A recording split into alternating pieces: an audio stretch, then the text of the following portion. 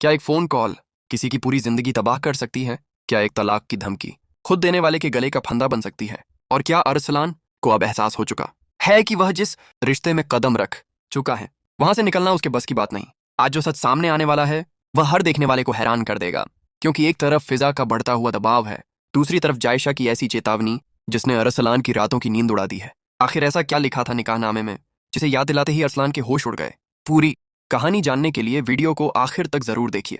अगर आप हमारे चैनल पर नए हैं तो प्लीज चैनल को सब्सक्राइब करें और नई वीडियो सबसे पहले देखने के लिए बेल आइकन को जरूर दबाएं। नाजरीन, हालात हर गुजरते दिन के साथ और भी संगीन होते जा रहे थे।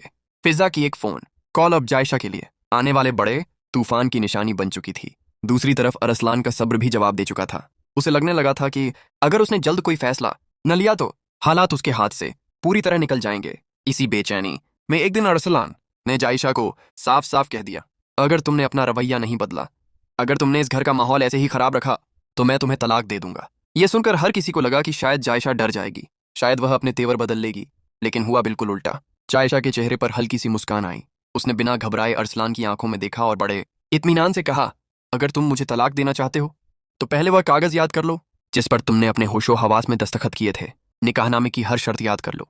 तुम ना इतनी आसानी से मुझसे छुटकारा पा सकते हो और न ही किसी दूसरी औरत की तरफ कदम बढ़ा सकते हो। बस इतना सुनना था कि अरसलान के चेहरे का रंग उड़ गया। जिस इंसान को कुछ पल पहले अपने फैसले पर पूरा यकीन था वही अब अंदर ही अंदर टूटने लगा। उसके दिमाग में बार बार वही सवाल घूमने लगा कि आखिर उसने किस जाल में कदम रख दिया है, आखिर उसने किन शर्तों पर दस्तखत कर दिए थे जिनकी कीमत अब उसे अपनी पूरी जिंदगी से चुकानी पड़ सकती है। अरसलान जितना इस रिश्ते से निकलने की कोशिश कर रहा था उतना ही खुद को फंसा हुआ महसूस कर रहा था। उसे समझ नहीं आ रहा था कि इस मुसीबत से बाहर निकले तो कैसे निकले।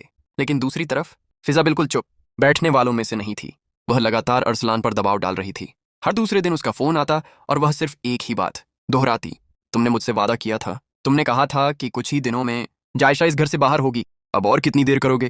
फिजा की यही बातें अब अरसलान के लिए नई मुसीबत बन चुकी थीं, क्योंकि उसने खुद उससे वादा किया था कि 8 दिनों के अंदर वह जायशा को या तो घर से निकाल देगा या फिर उससे तलाक लेकर हमेशा के लिए रिश्ता खत्म कर देगा। लेकिन अब उसे महसूस हो रहा था कि यह काम जितना आसान उसने समझा था हकीकत में उतना ही मुश्किल है। इसी उलझन में वह अपनी माँ के पास गया और उनसे कहा, अम्मी, मैंने किसी से जुबान दी है, मैंने वादा किया है कि मैं जायशा को इस घर से निकाल दूंगा या फिर उसे तलाक दे दूंगा, लेकिन अब हालात मेरे बस में नहीं रहे, क्या आप मेरा साथ देंगी? अरसलान की बात सुनकर उसकी माँ ने बिना देर किए जवाब दिया, बेटा, अगर तुम सचमुच जायशा को इस घर से निकाल दो तो मुझसे ज्यादा खुश कोई नहीं होगा। मुझे भी लगता है कि इस घर के हालात तभी बेहतर होंगे जब वह यहाँ से चली जाएगी, मगर असली मुश्किल अभी बाकी थी, क्योंकि इस घर में एक ऐसा शख्स भी था जो हर हाल में जायशा के साथ खड़ा था, और वह था हामिद। हामिद किसी भी कीमत पर जायशा के साथ नाइंसाफी नहीं होने देना चाहता था।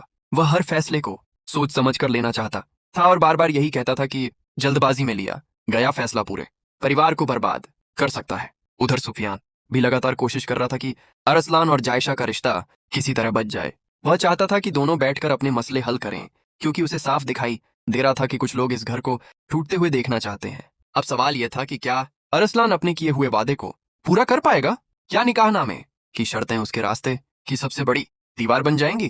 क्या फिजा का बढ़ता हुआ दबाव पूरे घर को एक नई तबाही की तरफ ले जाएगा, या फिर हामिद और सुफियान मिलकर इस टूटते हुए रिश्ते को बचा लेंगे? इन सवालों का जवाब आने वाले एपिसोड में मिलेगा, जहां हर राज से पर्दा उठेगा और हर किरदार का असली चेहरा सामने आएगा। अरसलान जितना इस रिश्ते से निकलने की कोशिश कर रहा था उतना ही वह खुद को चारों तरफ से घिरा हुआ महसूस कर रहा था। एक तरफ फिजा का लगातार बढ़ता हुआ दबाव था तो दूसरी तरफ जायशा की वह चेतावनी जो उसके जहन से निकलने का नाम ही नहीं ले रही थी। अब उसे पहली बार एहसास हो रहा था कि गुस्से में ले गए फैसले इंसान को ऐसी मुसीबत में डाल देते हैं जहां से निकलने का कोई आसान रास्ता नहीं होता। हर बीतते दिन के साथ उसकी बेचैनी बढ़ती जा रही थी और उसे समझ नहीं आ रहा था कि वह अपनी दी हुई जुबान निभाए या फिर निकाहनामे की उन शर्तों के सामने सर झुका दे जिन पर उसने खुद अपने हाथों से दस्तखत किए थे।